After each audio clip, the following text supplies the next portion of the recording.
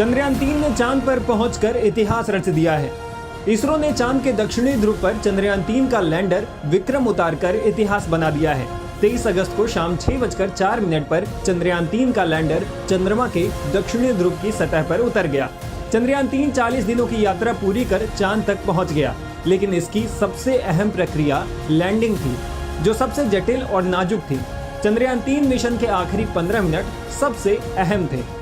इन्हें खौफनाक 15 मिनट भी कहा जा रहा था, क्योंकि साल 2019 में भारत का चंद्रयान 2 इन्हीं आखिरी 15 मिनटों में फेल हुआ था।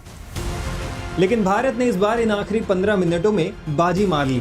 चंद्रयान 3 का विक्रम लैंडर इन आखिरी 15 मिनटों के शुरू में चांद की सतह के समानांतर उड़ान भर रहा था।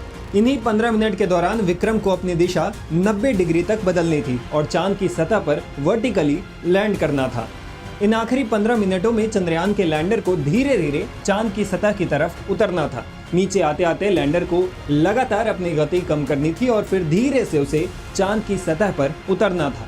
इन आखिरी 15 मिनटों में इसरो का लैंडर से सीधा कोई कंट्रोल नहीं रह जाता है। ऐसे में ये 15 मिनट काफी ज्यादा खतरनाक भी थे।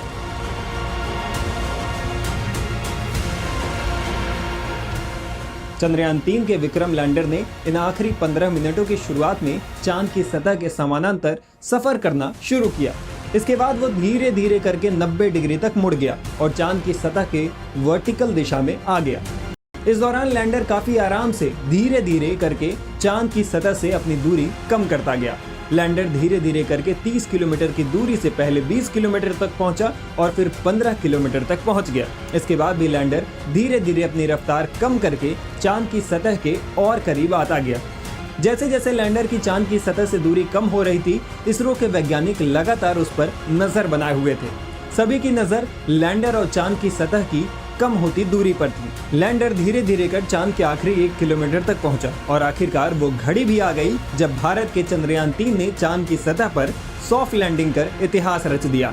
चंद्रयान 3 के लैंडर ने उस खौफनाक 15 मिनटों को बड़ी आसानी से पूरा कर इस मिशन को सफलतापूर्वक पूरा कर लिया।